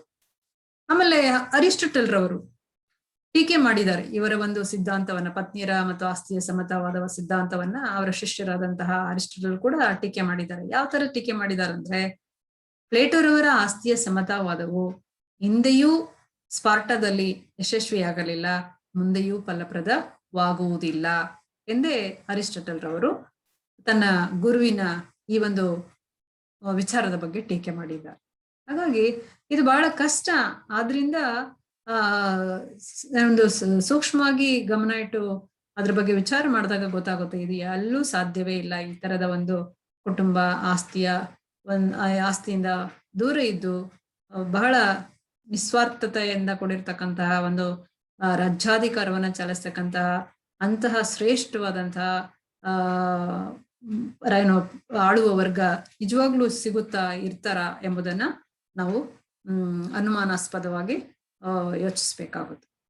ನೆಕ್ಸ್ಟ್, ಪ್ಲೇಟೋವಿನ ಈ ಪತ್ನಿಯರ ಸಮತಾವಾದವು ಬಹಳ ಅಸಂಬದ್ಧವಾಗಿದೆ. ಯಾಕೆಂದ್ರೆ ಇಂತಹ ವ್ಯವಸ್ಥೆ ಕೆಲವೊಂದು ಸಾಮಾಜಿಕ ಅನಿಷ್ಟಗಳಿಗೆ ದಾರಿ ಮಾಡಿಕೊಡುತ್ತೆ. ಸಮಾಜದಲ್ಲಿ ಒಂದು ಕುಟುಂಬ ವ್ಯವಸ್ಥೆ ಅಂತೇಳಿ ಇದ್ದಾಗ ಕುಟುಂಬದಲ್ಲಿ ಅವರದೇ ಆದಂತ ಒಂದು ನಿರ್ದಿಷ್ಟವಾದಂತಹ ಜೀವನ ಶೈಲಿಯನ್ನು ರೂಪಿಸ್ಕೊಂಡು ಜೀವನ ಮಾಡ್ತಾರೆ. ಆದ್ರೆ ಪ್ಲೇಟರ್ ಅವರು ಹೇಳಿದ ಹಾಗೆ ಇಲ್ಲಿ ಸ್ತ್ರೀಯರು ಪುರುಷರು ಒಟ್ಟಿಗೆ ಜೀವಿಸೋದಕ್ಕೆ ಅವಕಾಶ ಇದ್ದು ಇಲ್ಲಿ ಸಂತಾನೋತ್ಪತ್ತಿಗೆ ಅವಕಾಶ ಇದೆ ಅಂತ ಹೇಳಿ ಹೇಳ್ತಾರೆ. ಸೊ ಇದು ಒಂದು ಅನಿಷ್ಟ ಸಾಮಾಜಿಕ ವ್ಯವಸ್ಥೆಗೆ ದಾರಿ ಮಾಡಿಕೊಟ್ಟಿದೆ ಅಂತ ಹೇಳಿ ಹೇಳ್ತಾರೆ. ನೆಕ್ಸ್ಟ್, ಸ್ತ್ರೀ ಪುರುಷರ ನಡುವಿನ ದೈಹಿಕ ಸಂಪರ್ಕಕ್ಕೆ ಯಾವುದೇ ನಿರ್ಬಂಧವಿಲ್ಲದಿರುವುದರಿಂದ ಸ್ವೇಚ್ಛಾಚಾರಕ್ಕೆ ಅವಕಾಶ ಮಾಡಿಕೊಡುತ್ತದೆ. ಅಂದ್ರೆ ಒಂದ್ ರೀತಿಯಲ್ಲಿ ಇದನ್ನ ಕೆಲವರು ಟೀಕೆ ಮಾಡಿದ್ದಾರೆ, ವೇಶ್ಯಾವೃತ್ತಿಗೆ ಅವಕಾಶ ಮಾಡಿಕೊಟ್ಟಂತಾಗಿ ಆಗುತ್ತೆ. ವೇಶ್ಯಾವೃತ್ತಿ ಇದ್ದಂತೆ ಪ್ಲೇಟೋರವರು ಪತ್ನಿಯರ ಸಮತಾವಾದದ ಬಗ್ಗೆ ಹೇಳಿರುವಂತ ಒಂದು ವಿಚಾರ ಆ ತರ ಇದೆ ಅಂತ ಹೇಳಿ ಅದನ್ನ ಸ್ವೇಚ್ಛಾಚಾರಕ್ಕೆ ಅವಕಾಶ ಮಾಡಿಕೊಡ್ತದೆ ಅಂತ ಹೇಳಿ ಹೇಳಿದ್ದಾರೆ. ಸೊ ಅದು ಕೂಡ ಟೀಕಾಕಾರರ ಒಂದು ವಿಚಾರ ಅಂತ ಹೇಳಿ ಹೇಳ್ಬೋದು. ನೆಕ್ಸ್ಟ್, ಹುಟ್ಟಿದ ಮಕ್ಕಳನ್ನು ತಕ್ಷಣವೇ ತಂದೆ ತಾಯಿಯಿಂದ ಬೇರ್ಪಡಿಸುವುದು ಅಮಾನುಷ ಕೃತ್ಯ ಎಂದು ಹೇಳ್ಬೋದು. ಯಾಕೆಂದ್ರೆ ಆ ರೀತಿ ಬೇರ್ಪಡಿಸೋದ್ರಿಂದ ತಂದೆ ತಾಯಿಯರ ವಾತ್ಸಲ್ಯವಿಲ್ಲದ ಮಕ್ಕಳಲ್ಲಿ ಮಾನವೀಯತೆ ಇರುವುದಿಲ್ಲ. ಜೊತೆಗೆ ಮಕ್ಕಳ ಮಾನಸಿಕ ಬೆಳವಣಿಗೆ ಸರಿಯಾಗಿ ಬೆಳೆಯಲಾರದು. ಹಾಗಾಗಿ ಮಗು ಹುಟ್ಟಿದಾಗ್ಲಿಂದ ಒಂದು ನಿರ್ದಿಷ್ಟವಾದಂತಹ ವಯೋಮಿತಿಯವರೆಗೂ ಸಾಮಾನ್ಯವಾಗಿ ತಾಯಿಯ ಮಮಕಾರ, ತಂದೆಯ ಪ್ರೀತಿ ಇವೆಲ್ಲ ಇರ್ಬೇಕಾಗುತ್ತೆ. ಹಾಗಾಗಿ ತಂದೆ ತಾಯಿಯಿಂದಲೇ ಅವರ ವಾತ್ಸಲ್ಯವನ್ನೇ ಕಸಿದು ಅದನ್ನ ಸ್ವತಂತ್ರವಾಗಿ ಬೆಳೆಸೋದ್ರಿಂದ ಈ ಎಲ್ಲ ಮಾನವೀಯ ಗುಣಲಕ್ಷಣಗಳು ಮಗುವಿನಲ್ಲಿ ಮಾಯ ಆಗ್ತಕ್ಕಂಥ ಸಾಧ್ಯತೆ ಇರುತ್ತೆ ಅಂತ ಹೇಳಿ ಹೇಳಿದ್ದಾರೆ.